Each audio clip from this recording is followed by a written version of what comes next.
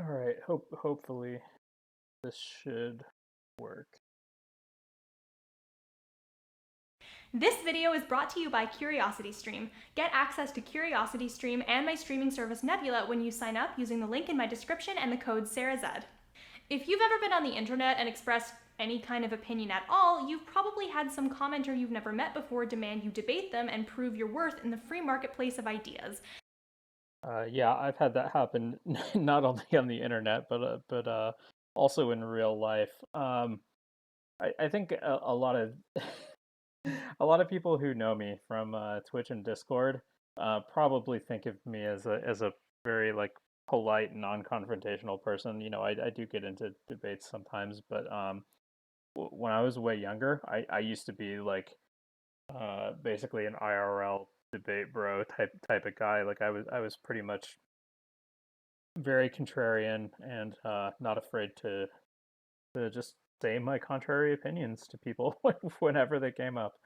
Um, so uh, I don't know. I was just the kind of person that would pretty much go around looking for things to disagree with and would just constantly speak up about it. I have learned to be a little more judicious than that.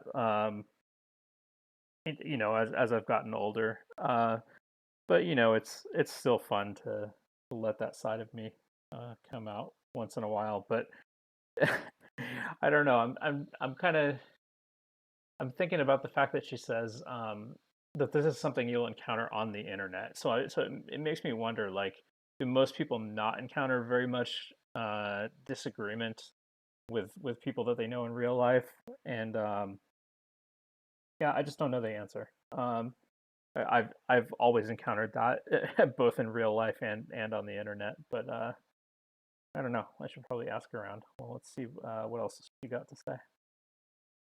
And if you've ever been on YouTube and followed your recommended tab for a couple videos, you've probably landed on some kind of streamed or televised debate, often with millions of views and provocative titles. Our society places a lot of value on free and public debate. Part of our emphasis on this, I think, comes from our romanticized ideas of the ancient Greek parliamentary system where people would come together and debate various policy and philosophy topics for hours on end. This idealized concept of a democratic and facts-based approach to policy founded upon healthy discussion is the same idea upon which many people now base their ideas of public discourse. Debates are considered integral to determining who should represent a country as its president or prime minister. Many popular public intellectuals are lauded for their ability. I whenever I watch those presidential debates or the real life political debates, I always think this isn't actually a debate. These people are they're rarely responding very directly to anything that the other person says. It's really just um, a staged event where they get to give kind of dueling speeches in response to whatever prompts are given by the moderator. They don't typically talk to one another very much, and they're also not really very interested in examining their reasons for believing anything. They kind of just say what they each believe. Um, so it's just I want to do this, I want to do this, I want to do this, and then the other person goes and says, I want to do this, I want to do this, I want to do this. And sometimes there's a little bit of spicy stuff can happen. Sometimes they'll insult each other or whatever, but I don't think that really makes it much of a debate, right? Um, Now, of course, two people talking about their disagreements means it technically is a debate. But I don't really think it's very similar to what we see in Twitch politics. I don't think it's very similar to um, I don't know, just like any other type of debate that we normally think of, like even Ben Shapiro yelling at college students is more of a debate than a presidential debate is. So I don't know. I suppose just the fact that we use the same word for them and probably does mean that those things get tied together in people's minds. So people probably do think of it as if debate really is an important way for us to choose our politicians, but functionally, I think that that's not really the case, or at least not debate in the sense that we practice it around here. To debate one another, and one public figure refusing or ignoring a request to debate another is considered by many evidence that they're afraid of their beliefs being challenged. This is particularly interesting to me since, besides making video essays, I'm also a competitive university debater.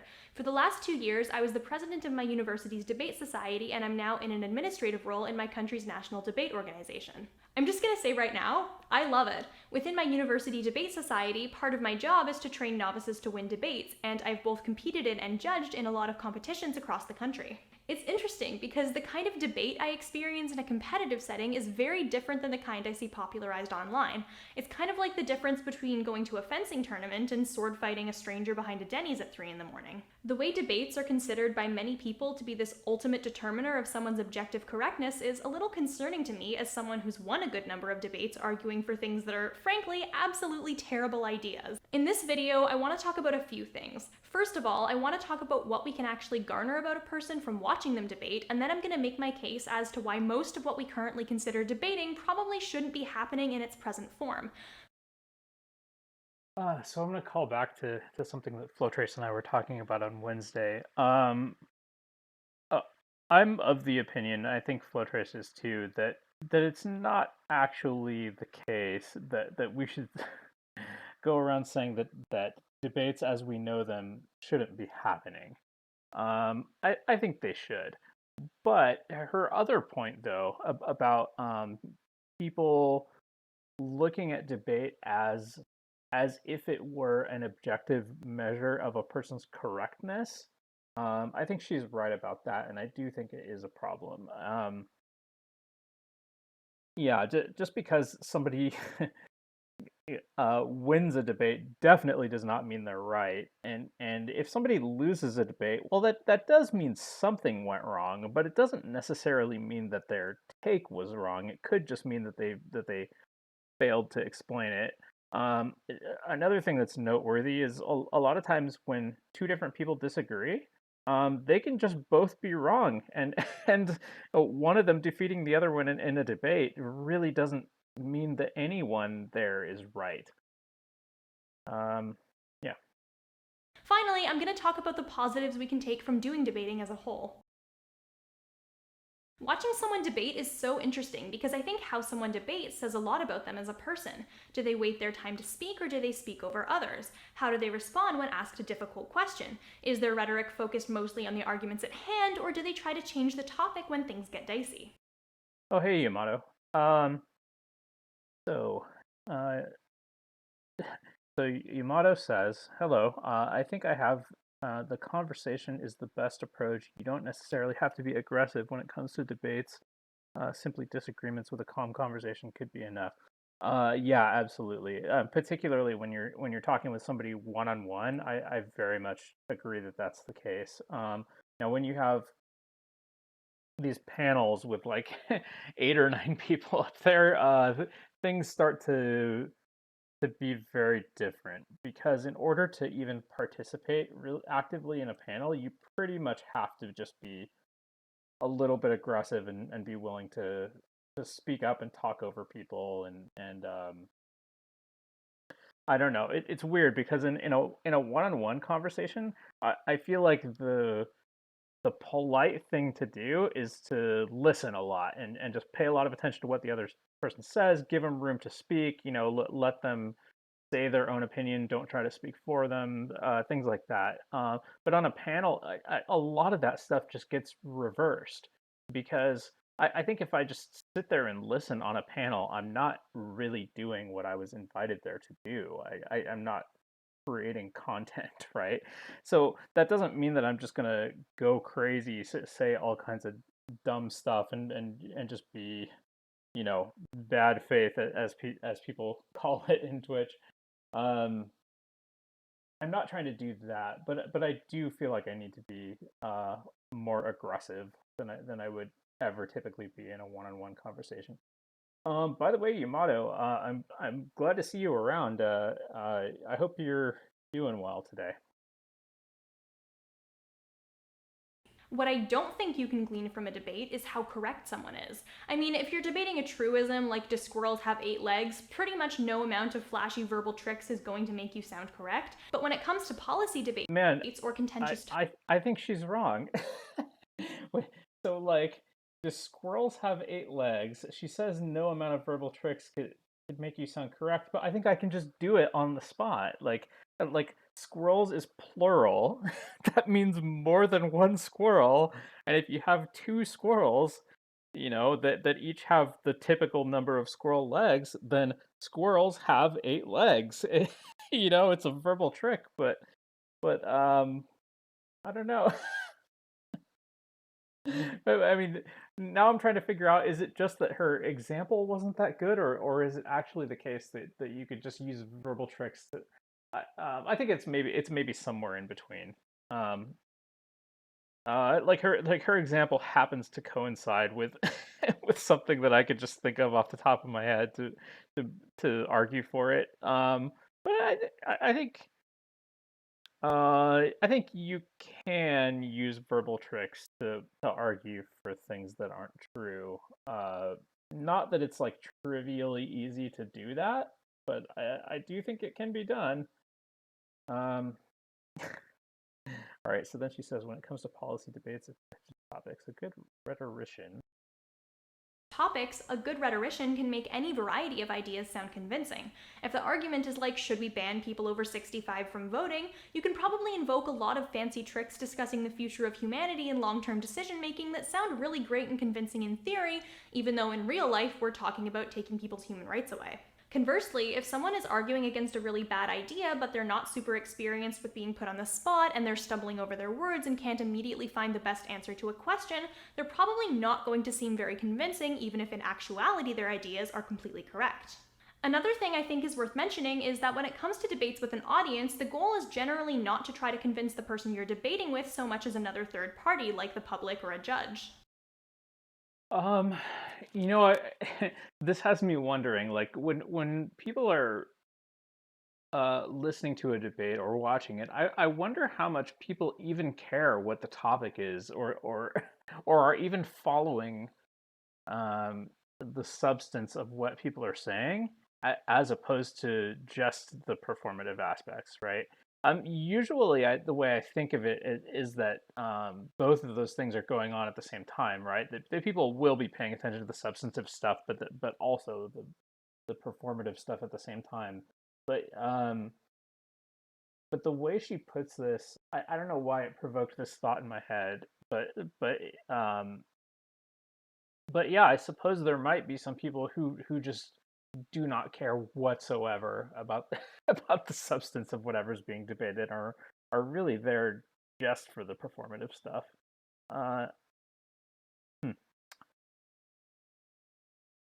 I mean, if it's just you and your friend discussing the merits of like The Last Jedi, you might be trying to change each other's minds, but for the most part, no one in like a presidential debate is suddenly going to stop and say something like, you know what, that's actually a really good point. I've changed my mind. Similarly, Yeah, people don't really do that on Twitch either, from what I've seen. Yeah, very rarely. I think I've maybe seen that happen once a month on Twitch or something like that. in formal competitive debates, you have a panel of judges you need to convince, and no matter how swayed by your opponent's arguments you are, you need to stick to your own. What these two facts together mean is that public debates generally aren't about convincing people of your arguments through factual correctness and logic. Rather, televised and streamed debates are a sort of public pageantry. Your goal is generally less so to be right so much as to look right. Of course, in an ideal situation, you can be both. You can have the most correct arguments while still sounding the most persuasive. But those two things aren't mutually inclusive. You can and do often have one without the other. That doesn't mean we can't learn anything from watching someone debate. How someone conducts themselves in this public setting is still very telling. This is especially true when it comes to presidential and parliamentary debates. They're a good way to tell how someone responds to situations of disagreement, how they handle tough questions under pressure, and how they balance assertiveness and diplomacy, and debates can do this in a way that other settings, like controlled interviews and rallies, can't, by introducing a degree of accountability and unpredictability. Yeah, I think what she's saying is true, but there's another alternative too, which is to have an interview where the questions aren't pre-planned, right? Like, or to have somebody doing a press conference and just taking questions that they didn't anticipate.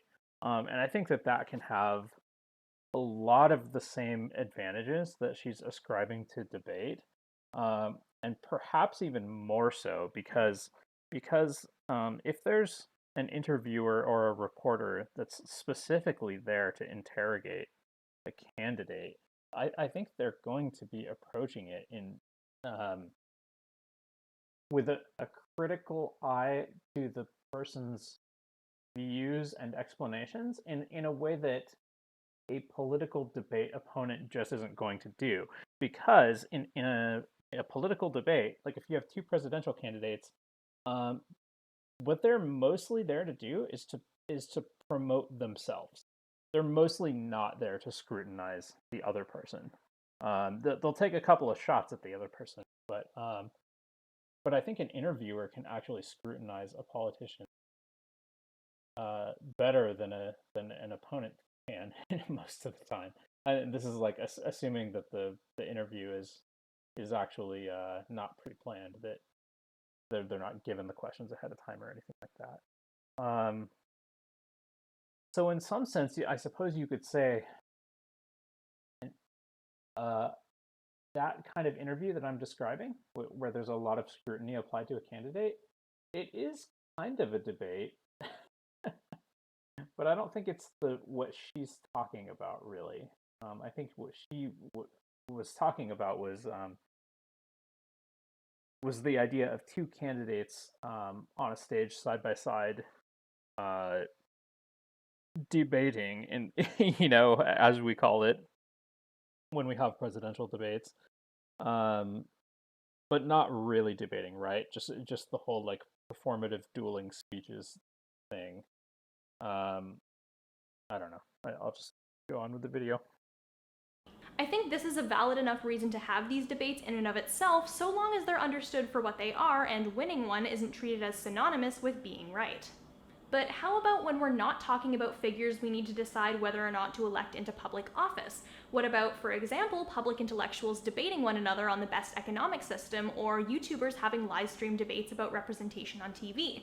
If debates are mostly representative of someone's argumentative skills and ability to handle stressful situations, and not whether or not that person is right, how do these debates influence our idea of public discourse? Personally, as someone who's done a lot of debate and has invested years of time and energy into the topic, I think this kind of public discourse is not necessarily useful. I mean, also, they just make debaters look bad, and it's really embarrassing for us. In the debate world, it's mostly treated as a kind of sport, a way to practice your argumentative and critical thinking skills. Winning a debate about a certain topic doesn't signal to anyone present that that says anything about the topic's objective correctness. But when society places an intense importance on these debates and on using them as a measure of an idea's merits, harmful effects can quickly take hold. So now I'm going to echo something that Flotrace said on Wednesday, which is that I think if you really do believe in the side of the debate that you're taking, I think you can argue it more effectively. Flotrace said that on Wednesday, and I think he's right.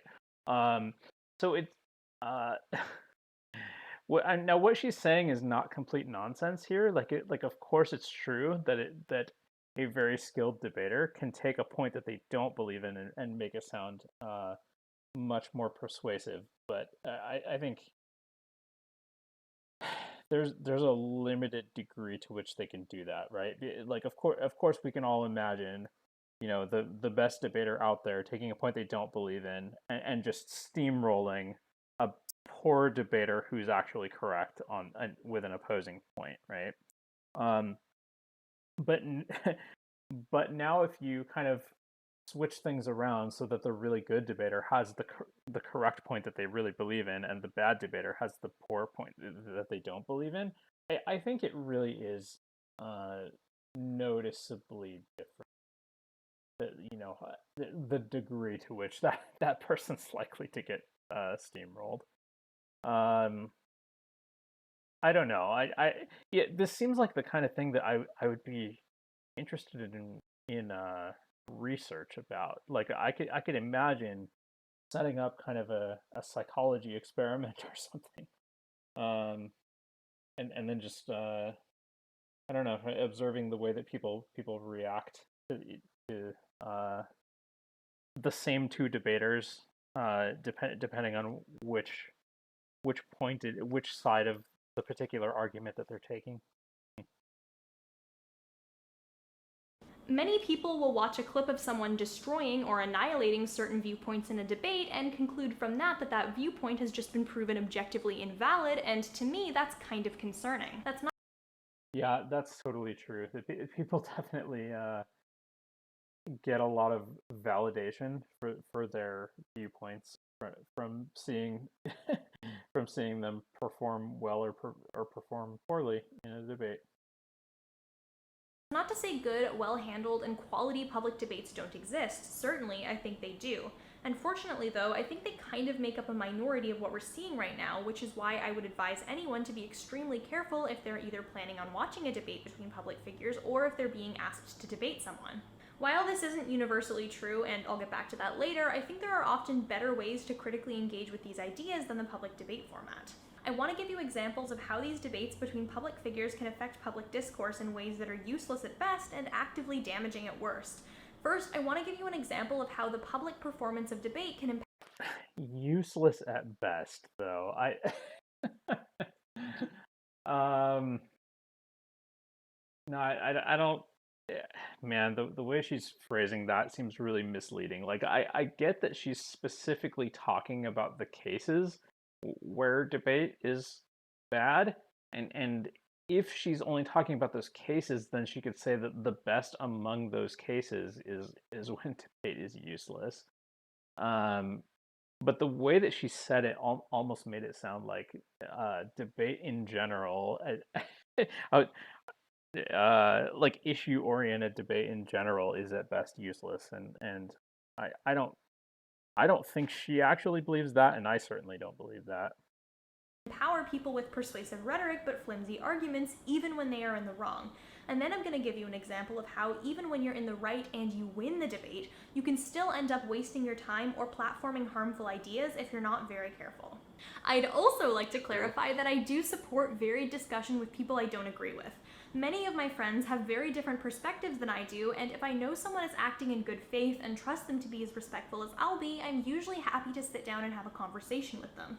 Of course, there are certain ideas that I don't personally think should be treated as debatable in any way. Should we be doing more hate crimes isn't a real question, and I'm not going to be friends with you if you think people should be persecuted on the basis of who they are. But I think, barring those extremes, having conversations with people you disagree with is healthy for a variety of reasons. When I say we shouldn't be having this many public debates and treating them as measures of moral or argumentative correctness, I'm not talking about personal discussions. I'm talking about the publicized pageantry of debating, where the primary goal is to convince onlookers and the main focus is not on finding common ground, but on winning. I don't think this is a healthy way to engage in public discourse, and I hope to articulate why. When a lot of people are asked nowadays to name people they consider particularly influential debaters, a lot of names that come up are associated with the intellectual dark web. Basically, a group of personalities like Jordan Peterson, Charlie Kirk, or Ben Shapiro, who brand themselves on intellectual debate and on the tenet that their ideas are being silenced in the mainstream. According to this philosophy, there are certain ideas that some people are hesitant to discuss out of fear, causing significant damage to academic spaces. But not these guys. Hmm. So the idea that those people's voices are being silenced in the mainstream is a little bit silly. I do think it's true that there are some people who are who really don't want to platform the ideas of those people, particularly within academia. I think academia and some kind of far left spaces. People think that somebody like a Jordan Peterson just shouldn't even have their ideas heard out. Um, but that's not actually the mainstream, I don't think. So I don't know. It's interesting because because these guys can go and get mainstream media coverage, and while they're on the mainstream media, they can talk about how the mainstream doesn't want to hear them. And they're I don't know. They're not like entirely wrong. It's maybe I shouldn't be putting it this way because I'm not because I'm quoting her when I say that. I'm not quoting one of these people. And so maybe I shouldn't go attributing a statement like that to Jordan Peterson, for example, unless I can find an example of him saying that. Not these very smart and brave good boys. Rather, their aim is supposedly to dismantle dominant narratives in these spaces, which in practice usually just means not calling trans people by their pronouns, and they aim to do so through public debate. A lot of these people rose to prominence at least partially from clips of themselves taking down or destroying the arguments of various naysayers, most of whom are not debaters themselves. And it works wonders. Ben Shapiro in particular has made a career largely on the back of videos of himself destroying college snowflakes. Now, I'm about to be critical of Ben Shapiro, but I do want to emphasize, as I try to do in all of my videos where I criticize individuals, that I'm using this guy as an example of a broader societal problem. He is not the only person who exemplifies these issues, and if we woke up tomorrow and Ben Shapiro had magically poofed out of existence, this would still be a problem. I don't want this video to be considered a response to any one person so much as an exploration of a broad societal issue. She's really well spoken. I very much like the way she explains herself. With that said, I think Ben Shapiro is a really great example of why sounding rhetorically smooth in a debate does not necessarily equal strong arguments. However, because we as members of the public tend to have a lot of trust in the process of a debate and view it as an essential part of a healthy democracy, sounding good in a debate can make people like Ben Shapiro seem like trustworthy figures to a lot of people. What's interesting to me is the fact that when you search up Ben Shapiro debate on YouTube, the top results are, with a couple exceptions, almost exclusively him A, debating random university students and not other journalists with a similar level of prestige, and B, not formal moderated debates where both parties are given equal time to speak and rebut one another, but rather digressions from Shapiro's speeches, in which he always has the last word and can speak over the others at any time. I've been to a lot of debate tournaments, and basically the way bracketing works is that after each round, they try to pair you with a team that's won the same number of rounds that you have so you can be fairly matched with a competitive opponent. Ben Shapiro does do actual debates, though. Like, he doesn't just go yell at college students who, in these asymmetric formats. I mean, it might be what he's best known for, but I don't know. It kind of sounds like she's implying that that's all he really does is go yell at college students who are inexperienced debaters and who don't have command of the mic that like he does. Yeah, and I think that's not really the case. The first round is pretty random though, so you do end up with a lot of unequal matches. Some of my friends who have been debating for over a decade have gotten matched up with people who have never even been to a debate tournament before in round one and, unsurprisingly, end up beating them pretty definitively. What I have never seen is any seasoned debater genuinely get excited about beating a novice. Generally speaking, you want to beat people who are equal or better debaters than you because it signifies growth and it's personally satisfying. Beating someone with no formal debate training doesn't actually mean you're a good debater, it just means you've been matched with an unskilled opponent. Yeah, I think Ben Shapiro isn't really there to prove he's a good debater, though. Yamato says Ben Shapiro is a blank swear word cow rate that goes and argues with teenagers who doesn't have their ideas properly formed out, and he thinks it's a big idea to just own them. He's actually a coward. Then anyone who truly debates does not recognize him as a debate lord. I think if all you saw of him was just the clips where he shows up at a college and just he yells at some college students, then I would totally agree with what you're saying. But he does also do some real debates, so I don't want to. And I think he's good at what he does. So yeah. What Ben Shapiro does is effectively the debate equivalent of an average quality sprinter exclusively challenging children to races where he gets extra time and then going, look, but I won most of these matches, I must be the greatest player of all time. This is further evidenced by the fact that when Shapiro does engage with actual journalists and people his own age, he tends not to fare very well. Take Shapiro's interview with journalist Andrew Neil pertaining to his new book. Neil pointed out numerous examples of Ben Shapiro contributing to This is a a famous example of an interview that went really poorly for Ben Shapiro. So I get that she's trying to make a point that things don't always go as well for him when he's on equal footing with somebody. Um, and that's true. But it seems like she just went straight for the biggest possible example. That's fine. I don't think it's bad of her to do that, but I think it's just worth mentioning that this isn't just. I don't think she just picked any old random interview where it just happened to go badly for him. I think she purposely picked um, one of the clearest examples. and benefiting from a culture of anger and personal attacks, despite the fact that Shapiro's book blamed the left for public discourse becoming less civil. As the interview continued and Neil kept bringing up more and more quotes, many of which Shapiro still stood by, Ben Shapiro quickly became more and more flustered. He then accused Neil, a hardline conservative, of being a leftist before resulting to personal insults and cutting the interview short. Shapiro himself later acknowledged that he wasn't properly prepared for Neil's comments, leading him to lose the debate, but followed up that acknowledgement with an article claiming the majority of those quotes were either taken out of context or were things that were completely true that liberals just didn't like. This is interesting to me because Shapiro is clearly capable of understanding that sounding the most eloquent and rhetorically correct in a debate does not actually mean that your position is the correct one. Similarly, losing a debate does not mean you're wrong. The fact that he's linked to a website effectively saying, listen, I lost a debate on this matter because I wasn't ready, but I'm still right about it, is evidence enough. What's interesting to me is that he doesn't hold debates where he supposedly wins to this standard. Owning an 18-year-old... Yeah, that's an interesting point that she's making there. That well, I suppose people do this in lots of different contexts, right? Like it's like if I if I lost, it's because I got unlucky. If I won, it's because I was so good.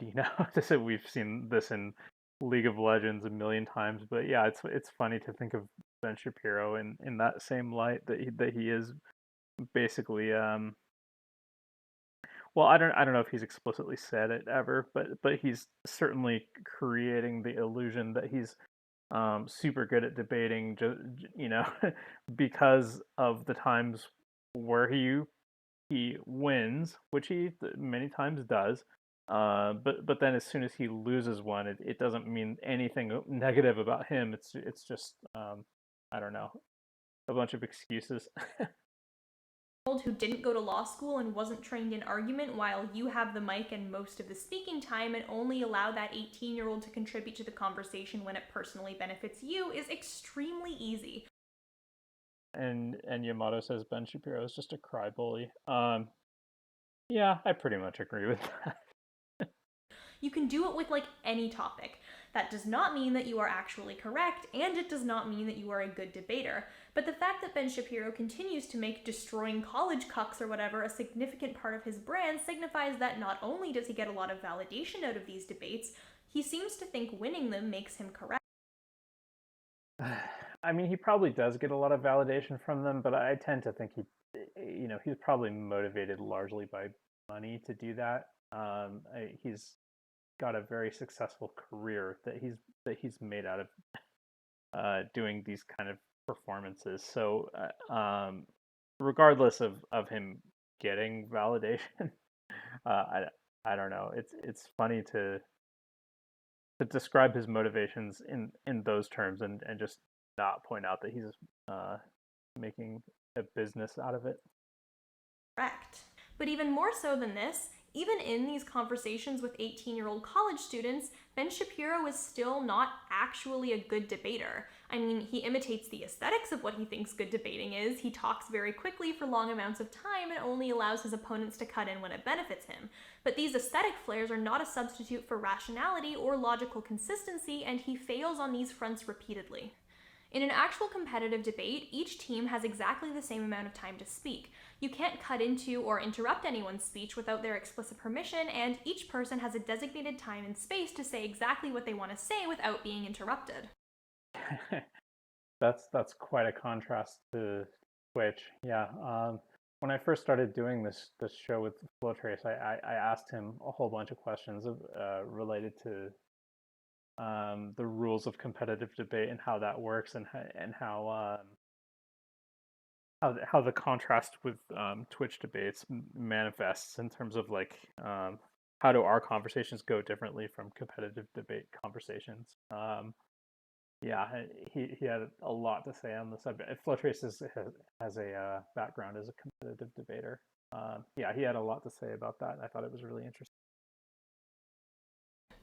A lot of novice debaters I've trained will also imitate the Shapiro aesthetic at first. They'll talk as quickly as possible to make it hard for their opponents to use their time effectively. They'll try to change the topic to make defending their side easier on them, and they'll address only their opponent's weakest arguments while ignoring their strongest. Oftentimes, these novices who may or may not have debated in high school will go to their first university tournament thinking they have everything they need to win each round, and oftentimes they get a pretty rude awakening when they don't place particularly well.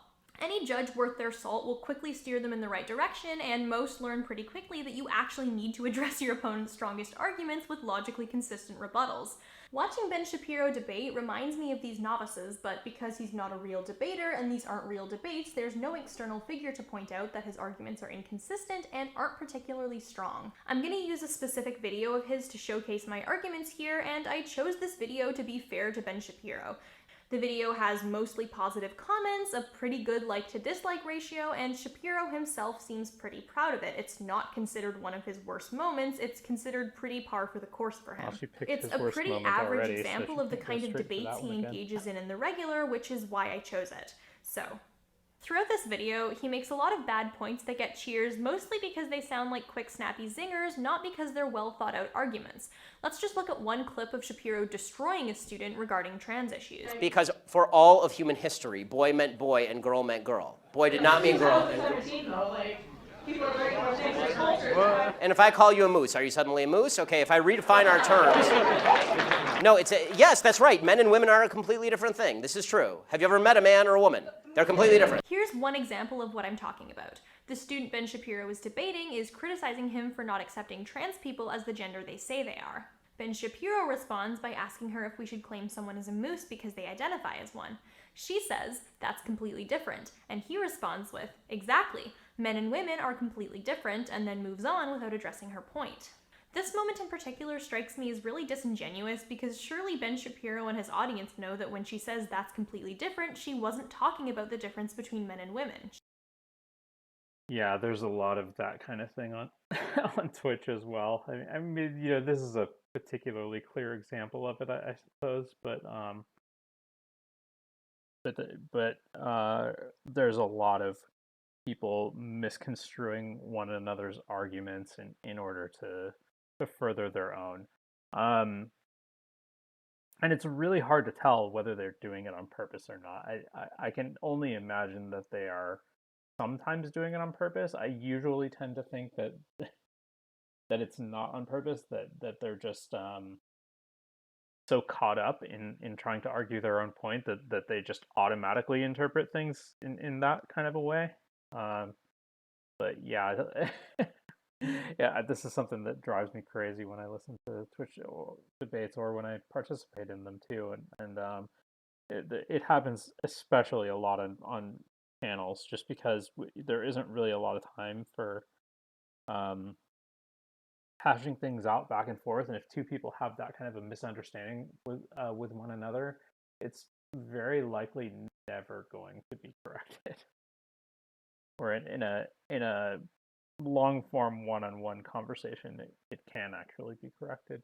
It still often won't be, but there's at least a chance. She was talking about the difference between being transgender and identifying as a moose. Notably, one of these things is a social role where what it means to be a man and what it means to be a woman have differed across various cultural and historical lines, and many times were not divided in the same biological binary that Ben Shapiro claims they were. Simply looking at any culture with a historical third gender is evidence enough of this. The same cannot be said for identifying as a moose. Instead of addressing in any meaningful way the argument that identifying as trans is not the same thing as identifying as a moose, Shapiro deliberately misinterpreted her point and then kept going. What's frustrating is that while he never addresses her argument, the next thing he does, repeatedly asking her, "Why aren't you 6?"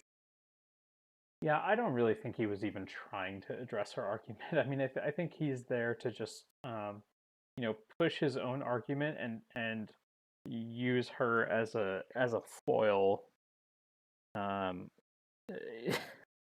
and kind of, create the illusion that he's steamrolling her. No, I shouldn't say create the illusion that I mean, he is steamrolling her, right? But he's doing it without really getting into the arguments that she's presenting, and I think that's not an accident. I do think he's doing that on purpose. And interrupting her when she tries to reiterate the point she was trying to make is the exact same type of tactic that Shapiro decries as intellectually dishonest and not allowing him to make his point when interviewers do it to him. Almost as if he knows his tactic of debating isn't remotely about having the most correct arguments, but is instead about making the other party seem foolish and implementing as many dishonest tactics as possible to do so. Why aren't you 60? Why aren't you 60?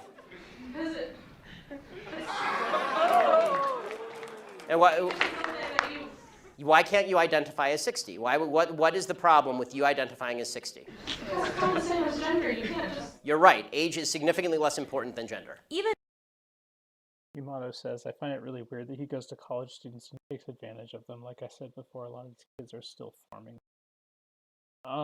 Yeah. I think...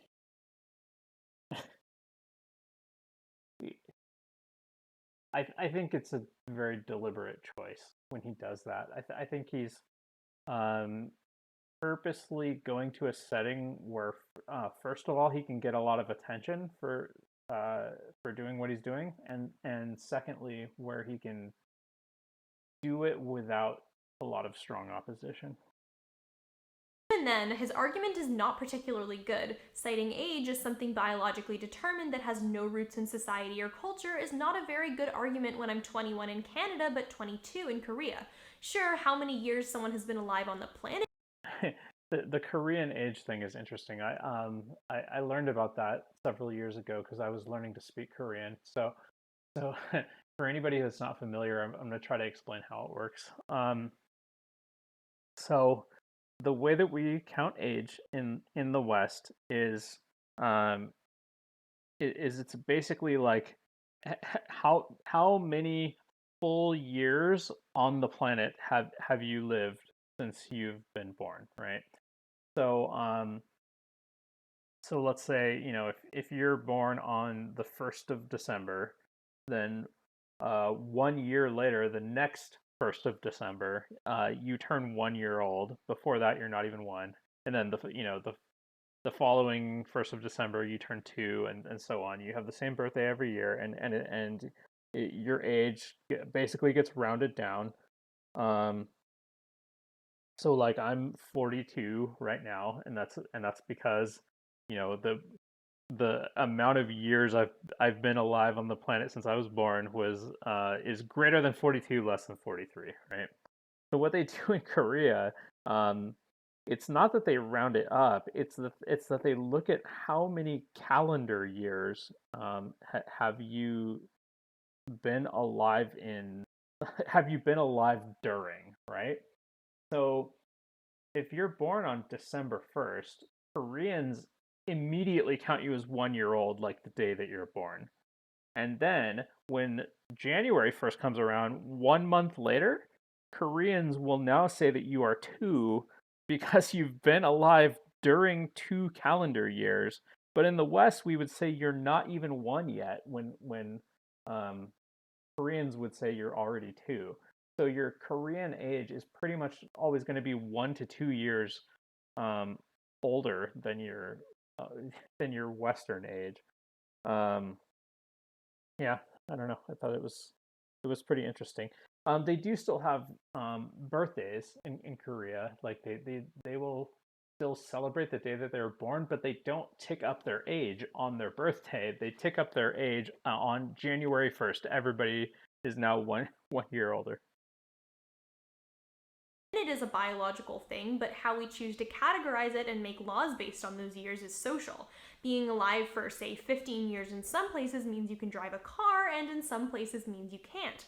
Kind of like gender, our systems of categorization are indeed dependent on historical and cultural context and aren't the same everywhere. But repeatedly bombarding someone with "why aren't you 60" isn't a good foundation for starting an actual good faith discussion about the difference between biological realities and sociocultural categorization, and Shapiro knows this.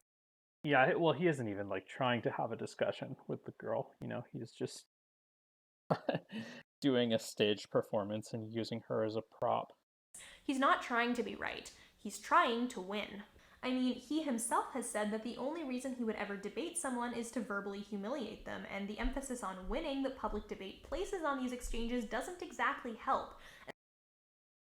Let me go ahead and read this text she's got on the screen here. She says, the first is that you are forced to under the rules of the classroom for some odd reason. The second is because they're serving you food, which is a high likelihood, and they're going to spit in it unless you talk politics with them. The only other reason is if the person happens to be an honest leftist, you found the one honest leftist in America, congratulations, it's unlikely. So the only other reason that you should have a conversation or be friends with anyone on the left, parentheses, and not even be friends, is if you are in public in front of a large audience, and then your goal is to humiliate them as badly as possible. So I guess what he means here is like, why would you ever even have a conversation with a leftist? Man,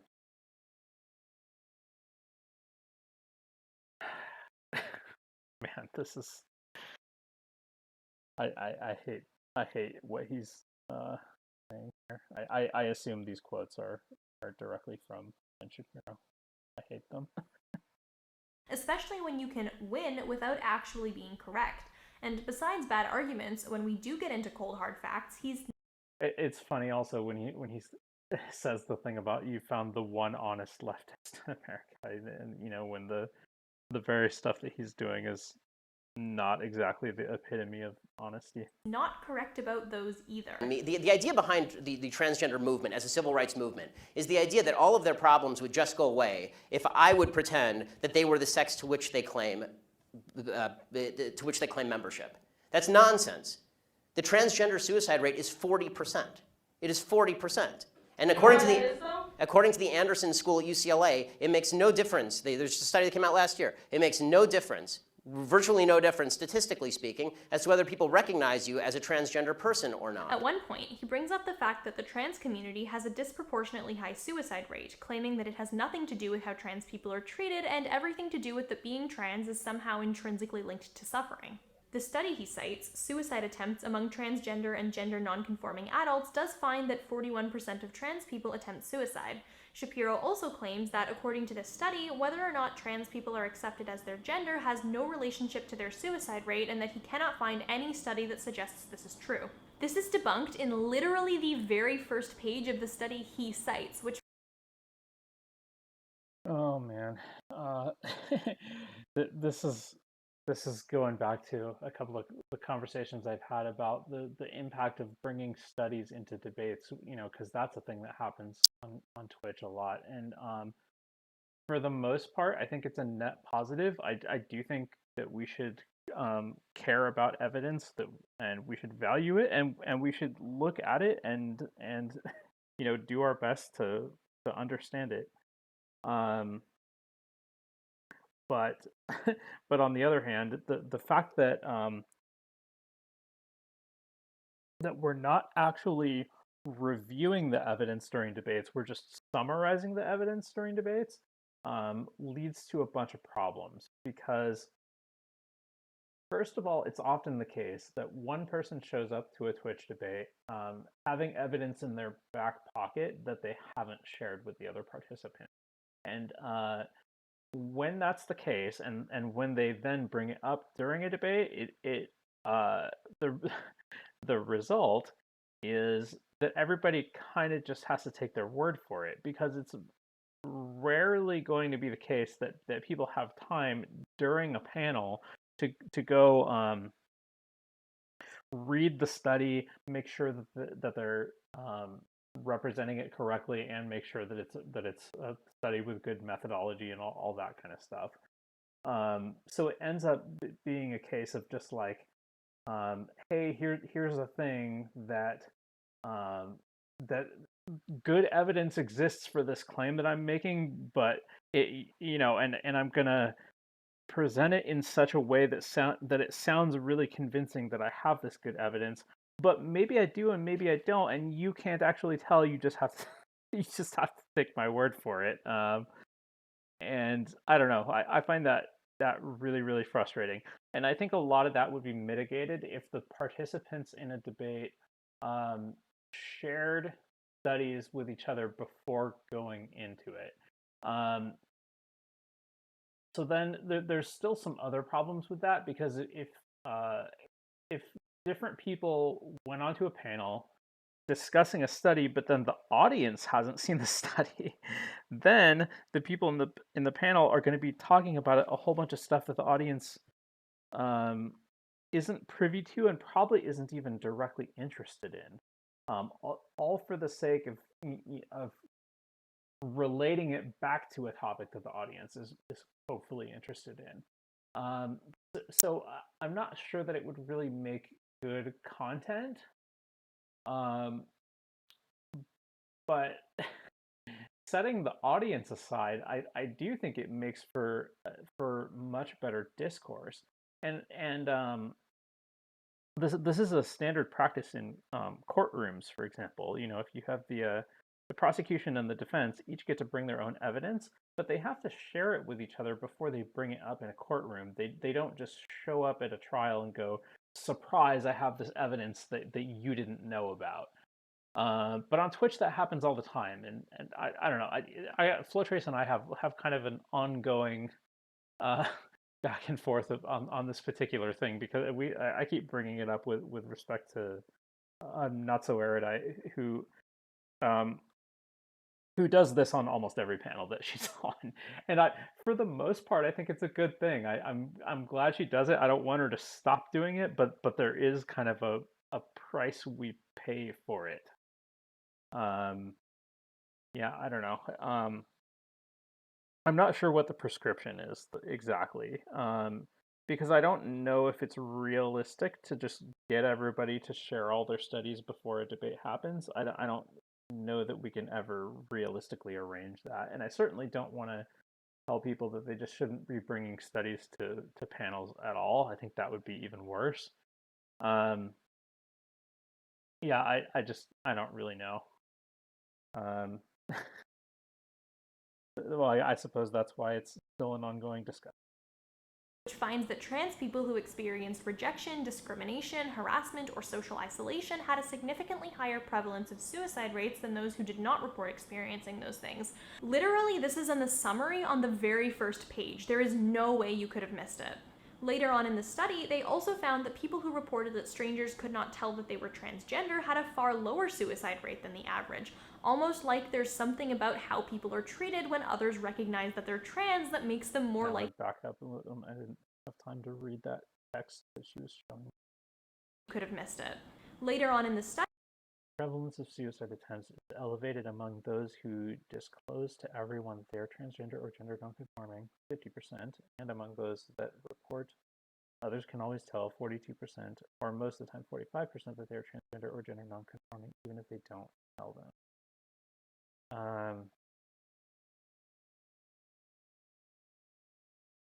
They also found that people who reported that strangers could not tell.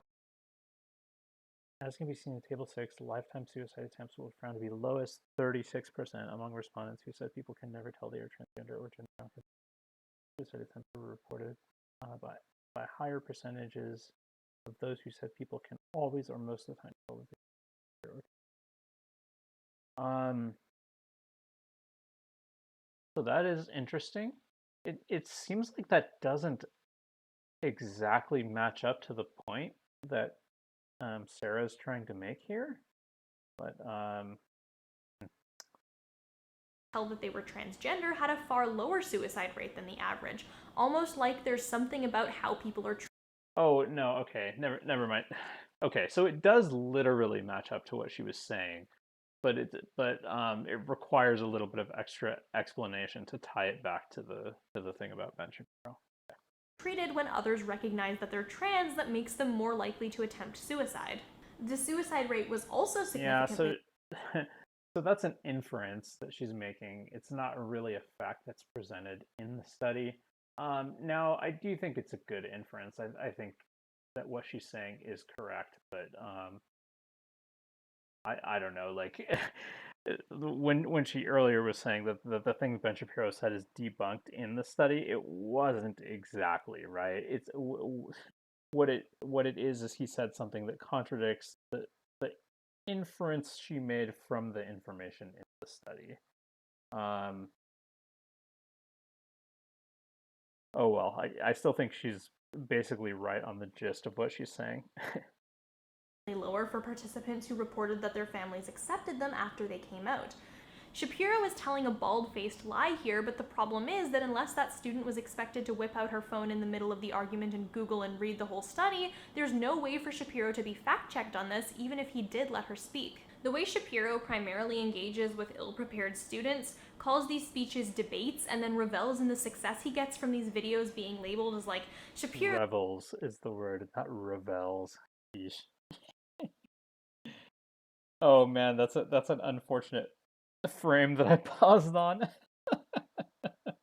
destroys college snowflakes while embarrassing himself in conversations with actual adults is frustrating in and of itself, but the fact that even with this massive advantage of him having the most speaking time and no one being able to call him on his statements right then and there, he's still clearly not making logically consistent arguments is honestly kind of sad.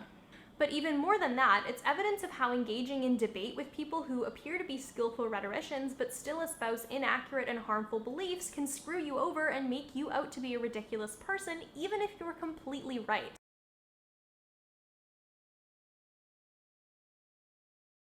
Let me back up a minute. I want to hear what she said. Conversations with actual adults is frustrating in and of itself, but the fact that even with this massive advantage of him having the most speaking time and no one being able to call him on his statements right then and there, he's still clearly not making logically consistent arguments is honestly kind of sad.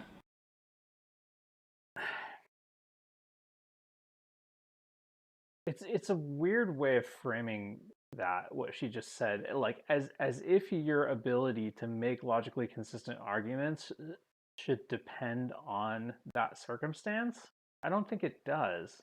But she's kind of saying it like as if, like, look at all these rhetorical advantages he has. He's got, as much speaking time as he wants, and he's debating against an ill-prepared opponent. Like, as if that should make him more likely to be able to present a logically consistent argument.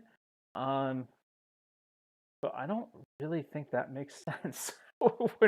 when you stop and think about it, I think if his ability to make a logically consistent argument is mostly just a function of him having well thought out positions.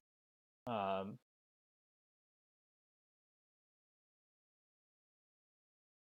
even more than or to be clear, I'm not saying Ben Shapiro does have well thought out positions. I'm saying to the extent that he does, he should be able to make logically consistent arguments. And if he is not able to make logically consistent arguments, then I think that's because his positions are not that well thought out. And for her to say that it has something to do with the scenario where where he's against inexperienced debaters and where he's got as much speaking time as he wants, I don't know. It's a weird way of framing that. It's evidence of how engaging in debate with people who appear to be skillful rhetoricians but still espouse inaccurate and harmful beliefs can screw you over and make you out to be a ridiculous person, even if you're completely right. Getting flustered in a public forum happens. Most people are not trained debaters, and being interrupted or spoken over can be jarring and frustrating.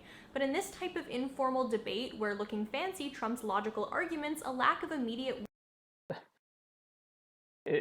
She says that's the case in this kind of informal debate. I think, okay, so I haven't done structured competitive debates like she has done, so I can't speak to those, but I think outside of those, almost every form of debate that I have seen, it is the case that just being really skilled at debate usually seems to win out over having a correct position. Witty retorts or ability to fact check can make you seem unconvincing regardless of the facts. The fact that losing a debate has little to do with your actual correctness, yet losing a debate can harm your credibility in the eyes of onlookers, constitutes a good reason to seriously consider avoiding these types of public discussions. But I think a lot of people seeing this will just say, well, okay, that's all well and good if you don't know how to debate or if you get flustered easily, but that's not the case for me. I know I could destroy these people's arguments if given the chance, and I just want to prove it. So I think it's It is funny when people say things like that. I don't know. It's very easy to hear somebody speaking and then take your time to think about what they're saying and then come up with the with a well thought out response and then incorrectly assume that you could have done it in real time, but that's not necessarily the case. It's honestly very hard to respond to unexpected things on the spot. I'm gonna change the stream title.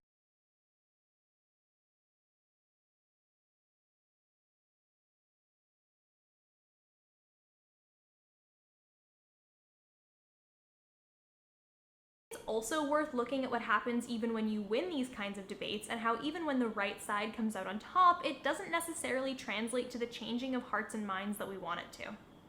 Before we get to this topic, I just want to talk about... Yeah, that last thing she said is totally true. Like, I don't know, no matter how convincingly somebody wins a debate, I still don't expect most people to change their minds. Certainly not the participants in the debate, but even most people in the audience, I don't think will actually be persuaded most of the time. About something fun for a minute. Are you a fan of Dungeons and Dragons? What about Dungeons and Dragons podcasts? What about just like me generally as a person?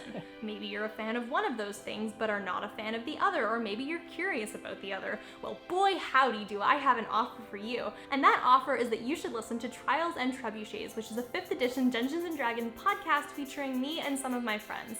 It's a really fun story about these 4 kids at like a mysterious magic school as they discover some of the school's secrets, make friends, make rivals, have some good duels, some fights, some mysteries, some good funny joke bits. It's a really wonderful time. I have a lot of fun with it. My friends have a lot of fun with it. We already have a really wonderful community of listeners building up, and it would mean a lot to me for you to check the podcast out and join that community.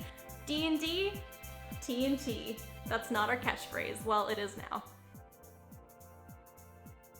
Recently, my friend Big Joel debated a YouTuber known as The Quartering, whose videos read like sensationalist tabloid articles and center around complaining about Gamergate in 2019, deriding SJWs, and expressing extreme anger about almost any movie or TV show that mostly features women or queer people, especially kids shows. The debate itself mostly centered around the Quartering's perceived hatred of any material featuring LGBT+ people, particularly because that hatred was couched in language like, I don't mind it, I just don't think it's appropriate for kids. Admittedly, I may be a little biased here in my assessment of the debate, but the Quartering was very evasive and either didn't answer or redirected a large number of Joel's questions and concerns. She says that as if to suggest that means he did poorly, but I mean the funny thing is, like, on Twitch, it seems that people end up being received pretty well when they do that in debates. Like if they skillfully evade or redirect other people's questions, they're often perceived as having won, and that's another thing that just really irritates me. But I don't know. I suppose there's some small fraction of the audience that's going to actually logically scrutinize what people are saying and see it the way that she seems to be seeing it. But I think it's I don't even know. I guess I wish I had data on that, right? Like, is it 5% of the audience that's doing that, or I wish I knew. I will say that's not just my opinion. He himself, after the stream, admitted he ceded too much ground, and many of his fans agreed. Ceding too much ground is a lot different from what she described a minute ago, where it was evading and redirecting a lot of questions. Those sound like attempts to avoid ceding ground. With regards to this particular debate, I think it's fair to say that Joel won it. What didn't appear to happen in the wake of that debate, however, was any significant changing of minds. While many of the Quartering's fans were agreeing that he did not communicate his ideas effectively in the debate, those people were still his fans and weren't asserting that he was wrong, just that he didn't perform adequately. I wouldn't expect people to stop being his fans because he lost a debate. That's a weird thing to throw in there. Ethereus Fox, you were wishy-washy. As a content creator, I was horrified that my characters will be changed to push a cultural agenda or brainwash kids. I mean, maybe. I think what you call wishy-washy means I was just vocalizing, trying to understand where he was coming from. By and large, these people still agreed with the main ideas he espoused, and their main criticism was with how he presented his ideas.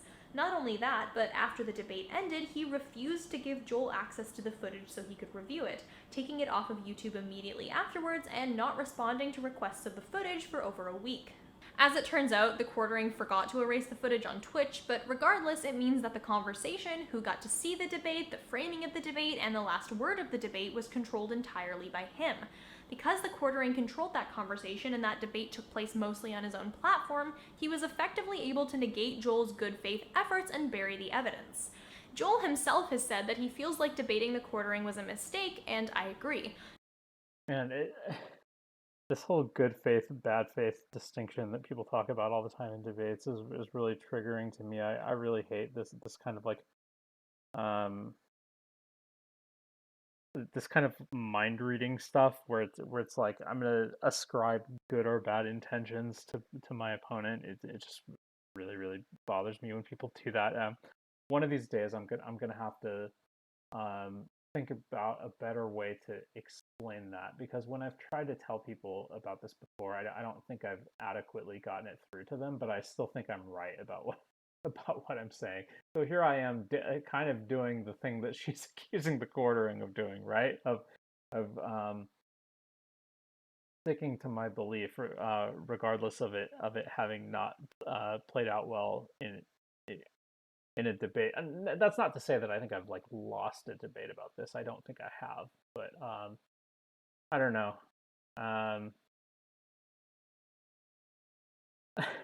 It's an interesting contrast with the point that she was making earlier, though, right? Because she was saying earlier that you can that winning or losing a debate really isn't a good way to assess whether you're right or wrong about a point.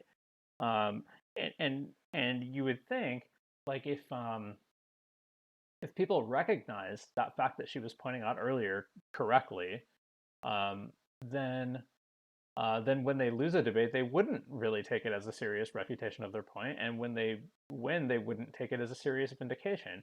But then when the people in this situation that she's describing do that, like when the quartering doesn't take it as a serious refutation of his points, now she seems to be criticizing him for it when that's exactly what she probably would have advised him to do. I mean, maybe I'm wrong to think that she's criticizing him for that. I mean, obviously she's criticizing him for other things alongside that, but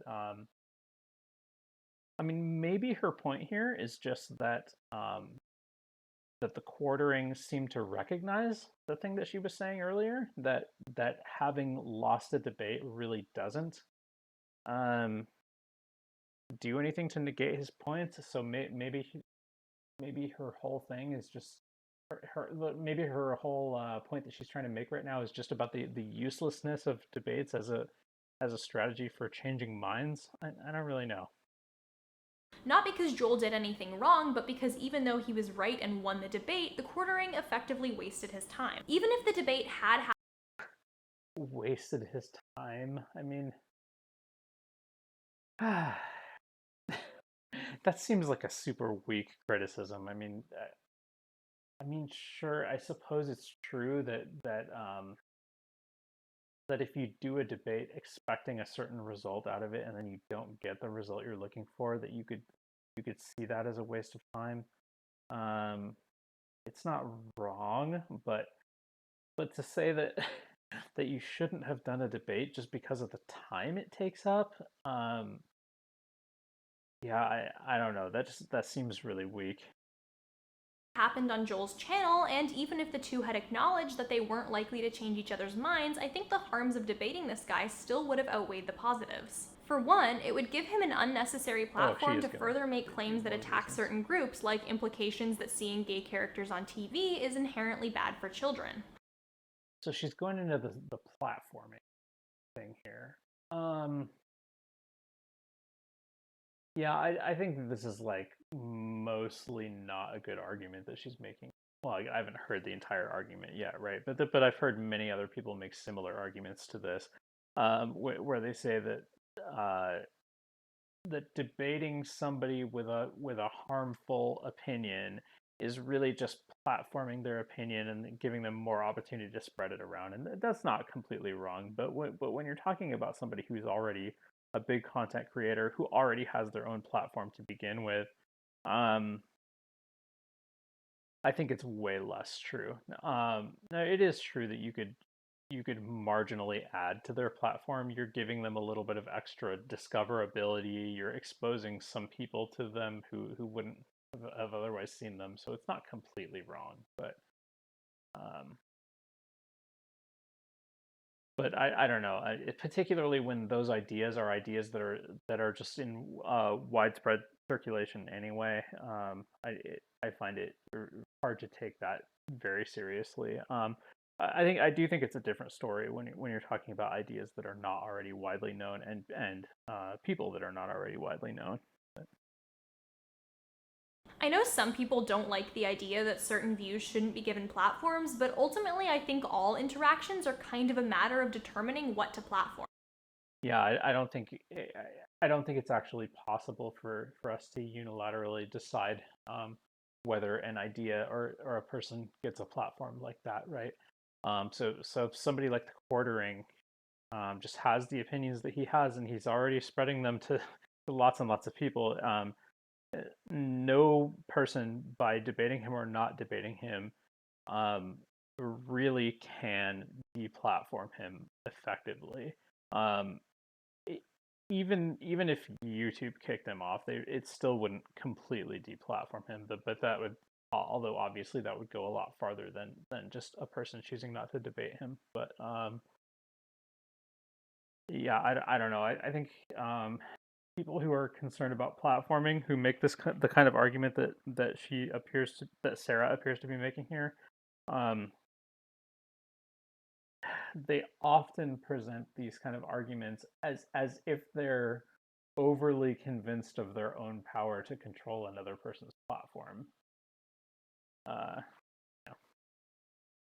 If someone comes up to you and says, I think birds don't exist and the earth is shaped like an ice cream cone, you could debate them, but I think most people would agree that treating it like a topic that needs to be debated and taken seriously is ridiculous, and that you could be using your time and energy in much more valuable ways.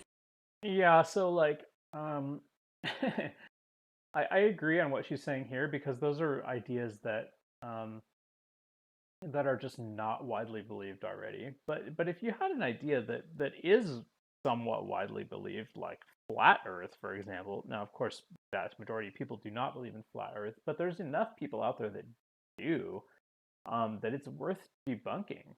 Somebody's got to debunk it. You can't just ignore it forever. So at some point, somebody has to debunk it, and you can't debunk it without platforming it. So there's just no realistic way to completely deny a platform to this idea once it's already made its way into widespread public discourse. Not every topic creates quality debates. The same applies here, where it's just a matter of choosing what to prioritize and what to platform. No single person platforms every idea they're exposed to or treats every single thing they hear as debate-worthy, and that's not a reasonable expectation of people. That's not to say every debate topic is inherently unreasonable or unworthy of being given a platform. In fact, I think most aren't. But in cases where both people have relatively reasonable perspectives, I still don't think a debate is usually the best format for that kind of conversation. If your perspectives aren't both reasonable and one or both of you aren't acting in good faith, I think it's self-evident to say that debating them is kind of going to be a I think I want to respond to what she said, but I think I need to hear it again.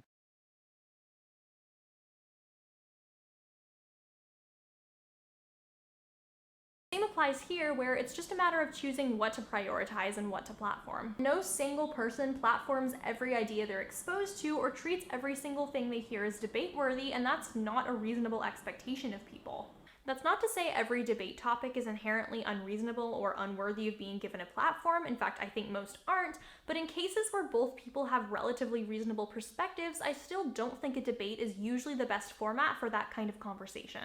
Yeah, okay, so here's the problem that I have with this, is that she's talking about debate as if it is a particular format. But as long as you're talking about a disagreement with somebody, that is a debate. Um, yeah, so I don't know. I mean, perhaps you could argue for the unsuitability of some particular debate format to, to I don't know. That seems like a hard case to make too. Um, no, I mean, I think she's. I'm trying to interpret her charitably here, but it sounds to me like what she's saying it just is probably just wrong. I think it almost has to be the case that whenever two people do have um, a disagreement on something where the topic's interesting enough and important enough that it's worth debating, and yeah, like, and the platforming thing is not a consideration because she stipulated that. Then yeah, I think they just should debate. I think she's wrong to say that they shouldn't. If your perspectives aren't both reasonable and one or both of you aren't acting in good faith, I think it's self-evident to say that debating them is kind of going to be a waste of time. No, I don't think that is self-evident. I think if she wants us to believe that it's going to be a waste of time, I think she needs to explain it better than to just say it's self-evident. And if you are both acting in good faith with reasonable perspectives, there are often better alternatives like non-showy conversations that take the focus off of winning while still permitting a dialogue to take place. Yeah, so those non-showy conversations that she's talking about are still debates. It's just, it's a different type of debate from the type that she's been talking about up until now, but those are still debates. That being said, it is true that debates do have the power to change certain people's minds for better or for worse. Like I said in my Ben Shapiro section, if you can't immediately fact check the guy, his arguments might sound convincing. Certainly, it's possible that that power could be harnessed for good.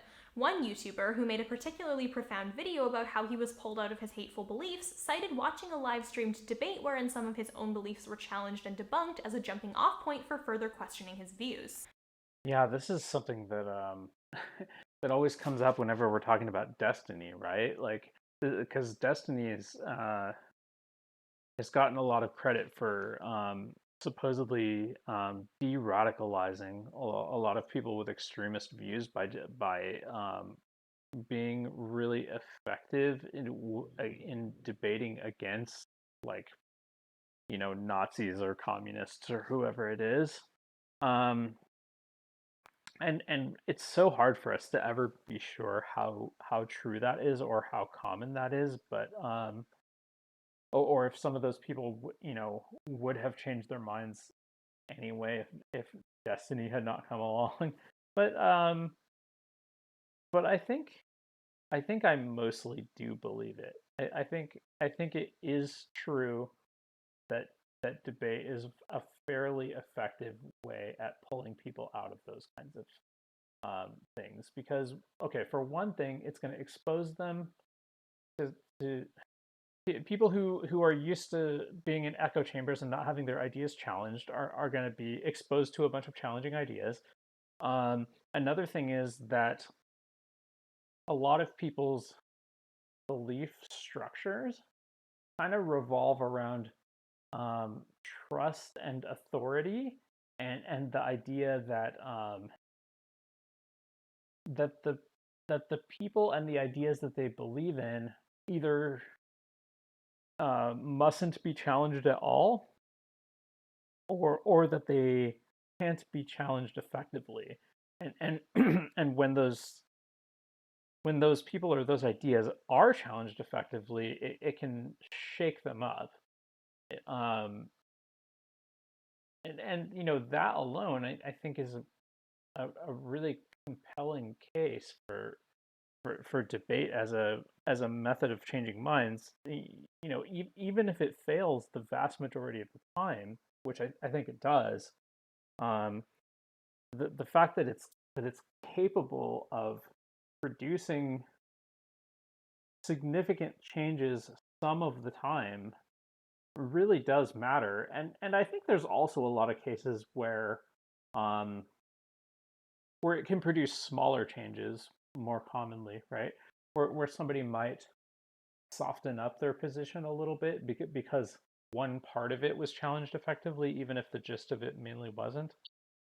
Um, Obviously, that requires people to actually be paying attention and giving a little bit of credit to the other side when they make a good point, and that usually doesn't happen, but it happens enough.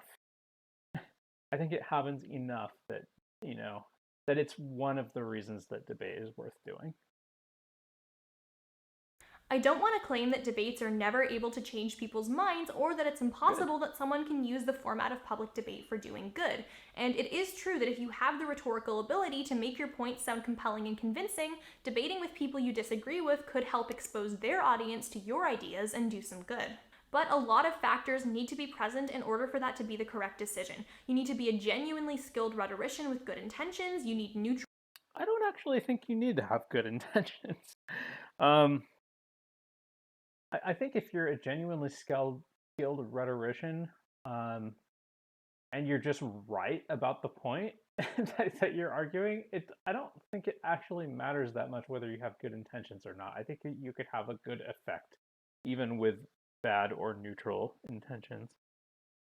Ground where one person does not have greater power and control over the conversation than the other. Yeah, I don't think you need that either.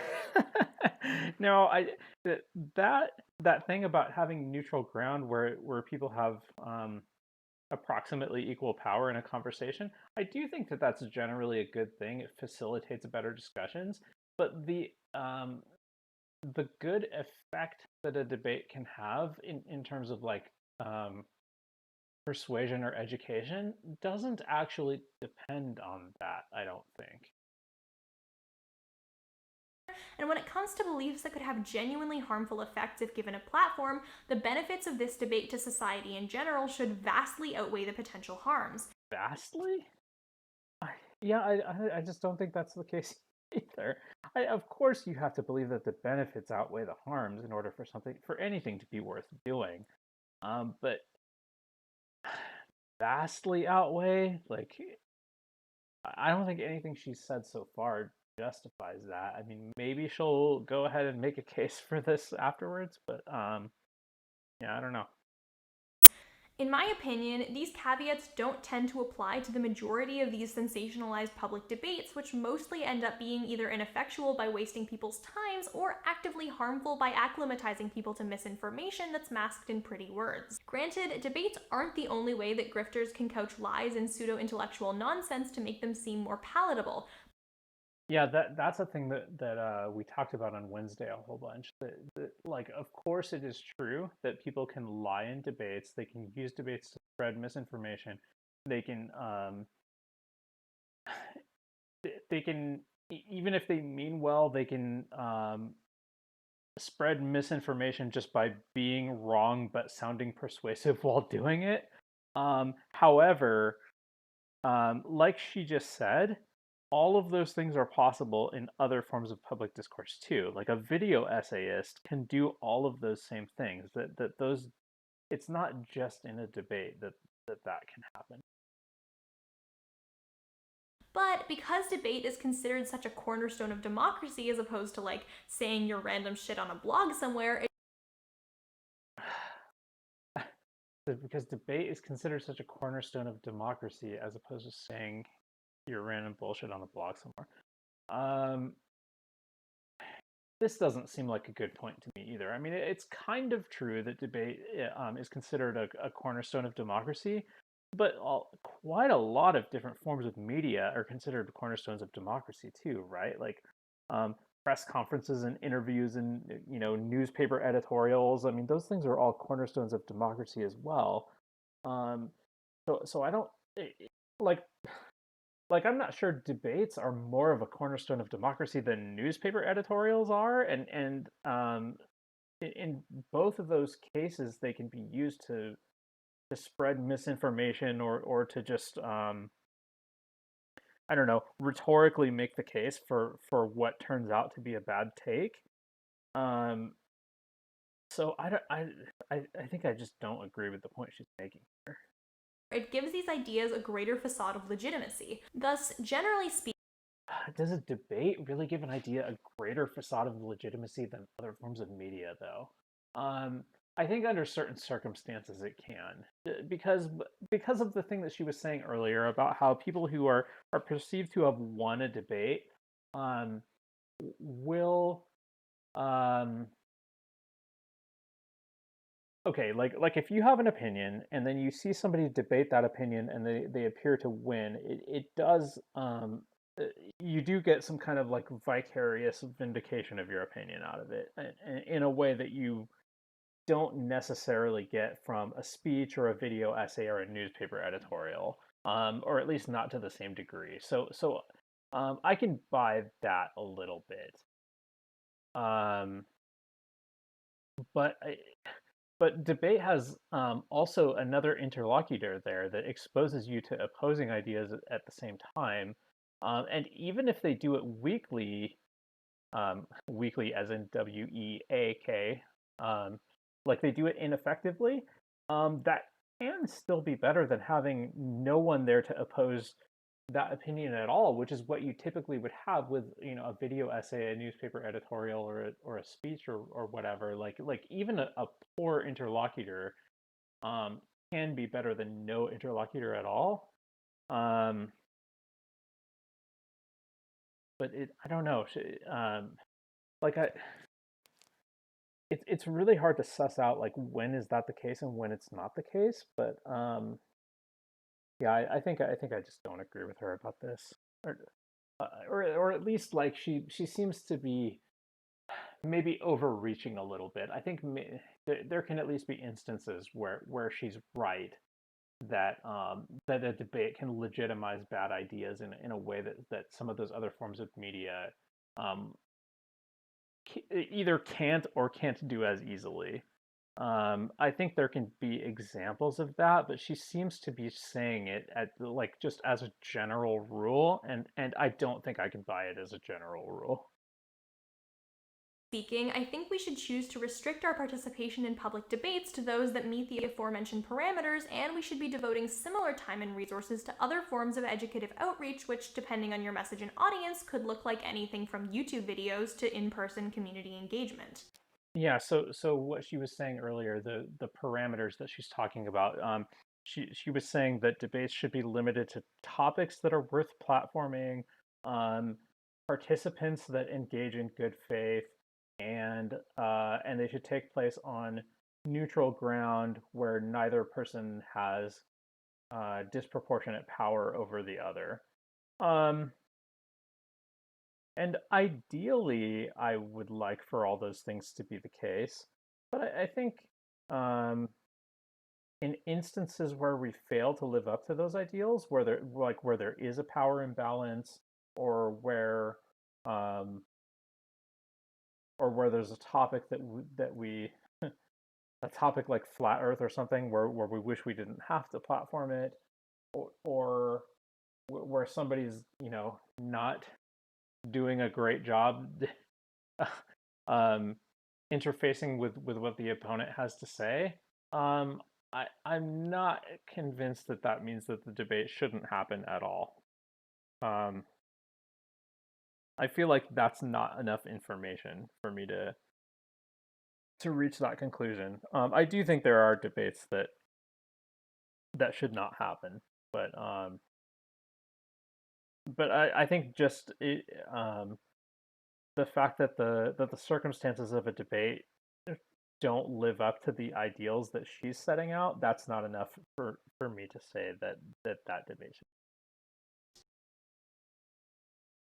From the perspective of anyone who's been constantly bombarded with debate me, I hope this video can serve as a general argument for why, in most cases, you probably shouldn't engage. If they're a bad faith actor, there are a variety of potential harms, from making you look bad to wasting your time to giving horrible views unnecessary attention that don't make the benefits worth it. Yeah, I still think the wasting time point is pretty weak. The other arguments she's making are at least ones that I can take more seriously, though. And if they're acting in good faith and you're genuinely interested in a conversation, consider using a different form of dialogue that doesn't primarily emphasize winning.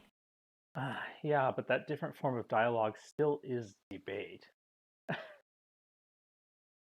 On the other hand, if you're an audience member who genuinely enjoys watching these kinds of debates, I would encourage people to pass a critical eye over them. If you like watching them, I'm not going to tell you to stop, but it's best to take them as what they are: a test of someone's rhetorical skills and potentially their character, but not of their factual correctness. And if you Yeah, I think that's mostly true, that it tests your rhetorical skills and your character more than it tests your factual correctness.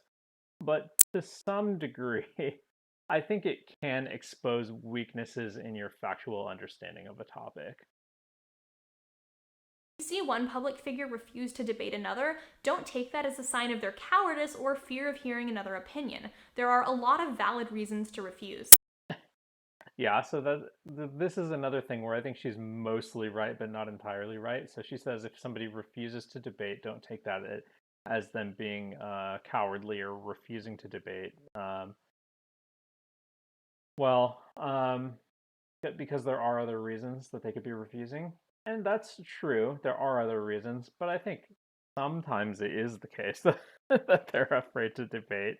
I think it's worth at least keeping that in mind as one of the reasons they might have refused. Honestly, as much as I rag on debates here, I would genuinely encourage anyone who is interested, particularly if you're a student, to check out the world of competitive debating. Like I said earlier, it's a lot more carefully moderated than the public pop culture kinds of debates, and there's actual equity and standards in place to make sure things that are actually contentious are the only things being discussed, so there's no, should we be doing genocide, guys? I also think a lot of people can benefit from learning debate skills even if they're not interested in becoming debaters themselves. A lot of what debating teaches you is critical.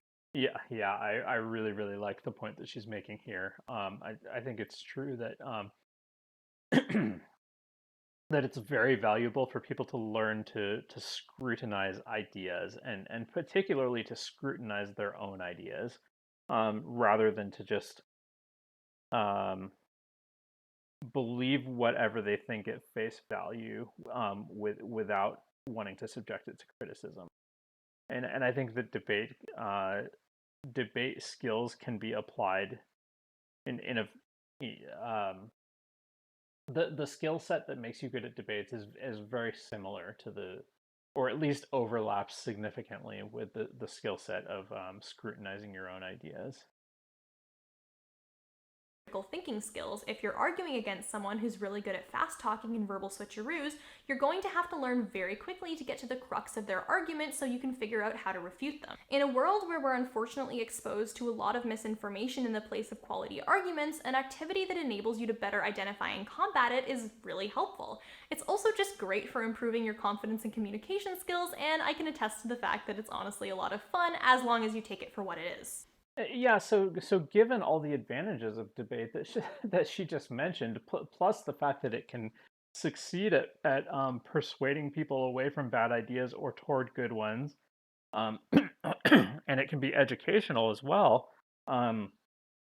This is exactly why I disagreed with her earlier when she was saying these things about like we have to be like really confident that the benefits of a particular debate are going to vastly outweigh the drawbacks in order for the debate to be worth it. I don't think they have to vastly outweigh the drawbacks. I think the benefits the exact benefits that she just named are the reason why why debate is a good format, and that we don't need to be super cautious. I mean, um, yeah, I think the benefits that she's naming are very important, particularly the one about developing your critical thinking skills. Yeah, so we shouldn't treat that as a thing to be afraid of. And that's not to say there are no legitimate dangers of debate. Like obviously, platforming bad ideas does matter. But yeah, it seems to me like she's maybe got an overly cautious outlook on when and where debates should happen.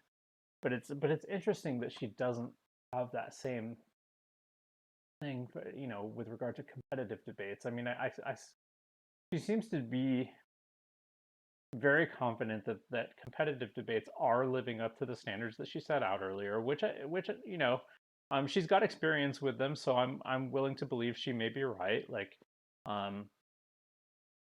it's probably true that they're mostly taking place on neutral ground, that they're debating actually contentious topics and not should we do a genocide. um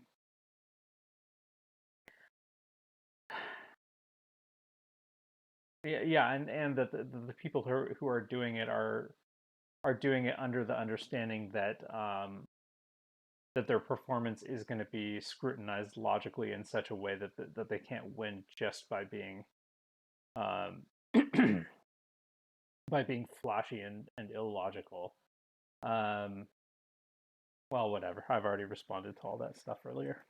Now, if you'll excuse me, I need to call up some friends and argue about Steven Universe. I'd like to thank CuriosityStream for sponsoring this video. Basically, CuriosityStream is a Okay. Sounds like that's about the end of what she's got to say. young South African radio reporter. Yeah. The rest of this is apparently just an ad. Okay, so I think I'm gonna call it quits for now. I might come back and stream more later today, depending on if I can either get a hold of Flowtrace or I can get a hold of Comedy, who's my other co-host that I often stream with on Sundays. If I can get in touch with either of those people, then I might be back on later today. But for now, thanks for hanging out with me, and have a good one.